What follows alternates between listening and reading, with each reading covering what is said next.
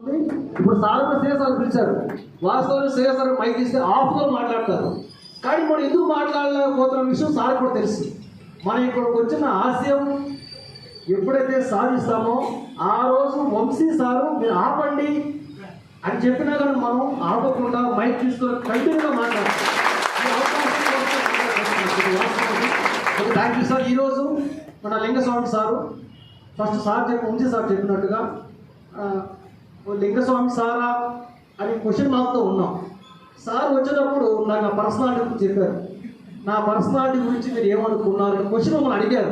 Sir నేను చెప్తాను నాకు ఇప్పుడు వాస్తవంగా నేను కూడా అదే అనుకున్నాను లింగస్వామి సారా అని. ఆ ముందు 2 రోజులు సార్ మెసేజ్ పెట్టిన తర్వాత యూట్యూబ్లో క్లాస్ చూశారు, పర్లేదు అనిపించింది.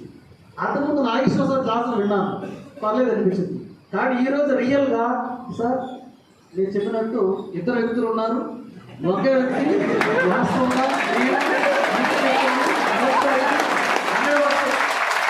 జీవితంలో మనకి గమనించాల్సిన ఇంకోటి ఏంటంటే సార్కి కొంచెం థ్రోట్ ప్రాబ్లంగా ఉంది.